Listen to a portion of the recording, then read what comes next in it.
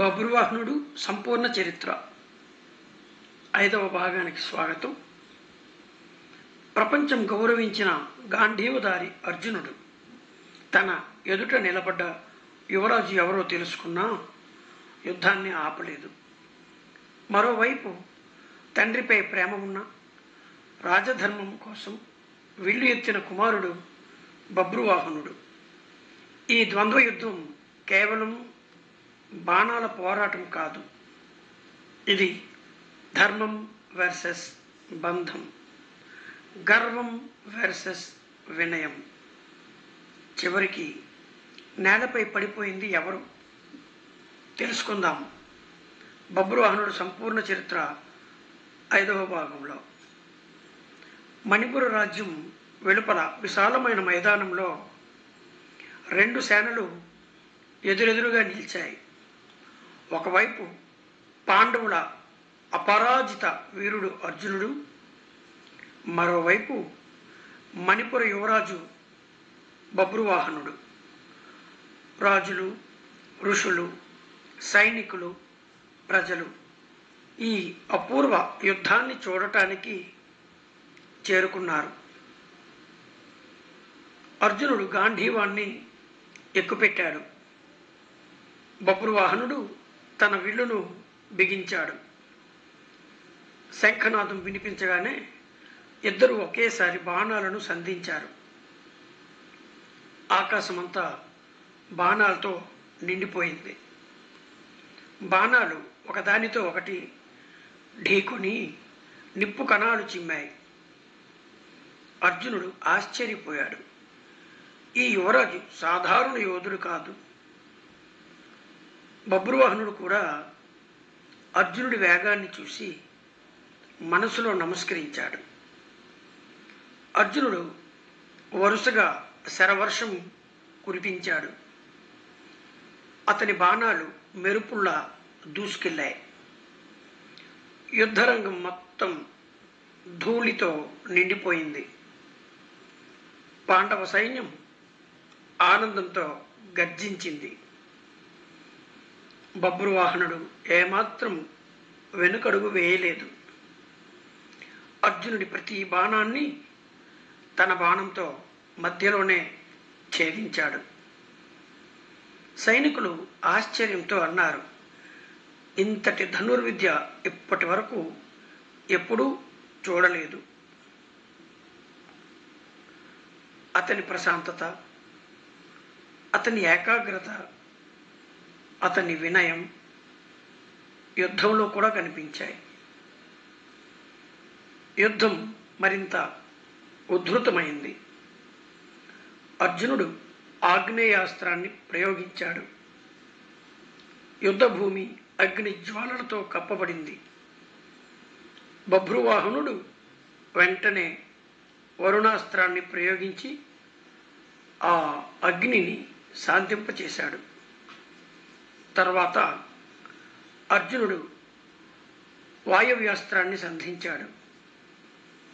బబ్రువాహనుడు పర్వతాస్త్రంతో దానిని నిలువరించాడు. ఒక్కో దివ్యాస్త్రానికి మరో దివ్యాస్త్రంతో సమాధానం ఇచ్చాడు. ఆకాశం కంపించింది, భూమి కంపించింది. బాణాలు ఎగురుతున్న బబ్రువాహనుడి హృదయం మాత్రం బాధపడుతోంది.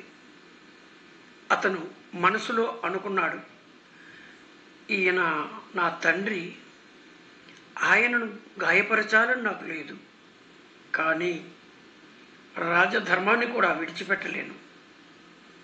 మరోవైపు అర్జునుడు కూడా, ఈ యువరాజులో అసాధారణమైన శౌర్యం ఉంది, ఇలాంటి వీరుడిని నేను చాలా అరుదుగా చూశాను. అయినా ఇద్దరూ యుద్ధాన్ని ఆపలేదు. ఇద్దరు ఒకేసారి శక్తివంతమైన బాణాలను సంధించారు. ఆ బాణాల ఢీకొట్టిన శబ్దానికి అడవిలోని పక్షులు ఎగిరిపోయాయి. గుర్రాలు భయంతో వెనక్కి తగ్గాయి. సైనికులు క్షణం పాటు కళ్ళు మూసుకున్నారు. యుద్ధ భూమి మొత్తం పొగతో కప్పబడింది. ఆ సమయంలో ఉలూపి చెప్పిన మాటలు బభ్రువాహనునికి గుర్తుకు వచ్చాయి. ధర్మం కోసం యుద్ధం చేయడం పాపం కాదు. ఆ మాటలు అతనిలో మరింత ధైర్యాన్ని నింపాయి. అతను దివ్య శక్తితో ఒక మహాబాణాన్ని సిద్ధం చేశాడు. అర్జునుడు గాంధీవాన్ని మరింత బిగించి గర్జించాడు. బభ్రువాహన, నీ సంపూర్ణ శక్తిని చూపించు, క్షత్రియుడిగా నిరూపించుకో. బభ్రువాహనుడు ప్రశాంతంగా సమాధానమిచ్చాడు. మహావీరుడా, ఈ యుద్ధం మీపై ద్వేషంతో కాదు, ధర్మం కోసం మాత్రమే. అంతలో బభ్రువాహనుడు ఒక దివ్య బాణాన్ని సంధించాడు. ఆ బాణం మెరుపు వేగంతో అర్జునుడి వైపు దూసుకు వెళ్ళింది. ఒక్క క్షణం యుద్ధభూమి మొత్తం నిశ్శబ్దమైంది. ఆ బాణం అర్జునుడిని తాకిందా? ప్రపంచ విజేత అర్జునుడు నిజంగానే నేలపై పడిపోయాడా? లేక చివరి క్షణంలో అద్భుతం జరిగిందా? ఈ ఉత్కంఠభరిత ఘట్టాన్ని బభ్రువాహనుడు సంపూర్ణ చరిత్ర 6వ భాగంలో తెలుసుకుందాం. జై శ్రీకృష్ణ. ఇంతవరకు మీరు మన ఛానల్ని సబ్స్క్రైబ్ చేయకపోతే వెంటనే సబ్స్క్రైబ్ చేయండి.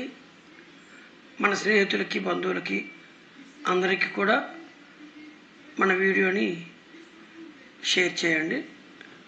మీరు ఎక్కువగా మన వీడియోని లైక్ చేస్తే కనుక ఎక్కువ మందికి వీడియోలు చేరుతాయి. సో నేను చేస్తున్న ప్రయత్నం ఫలిస్తుంది. మీకోసం ఎప్పుడు కూడా కొత్త కొత్త విషయాలతో ముందుకు వస్తానని తెలియజేస్తూ ధన్యవాదములు.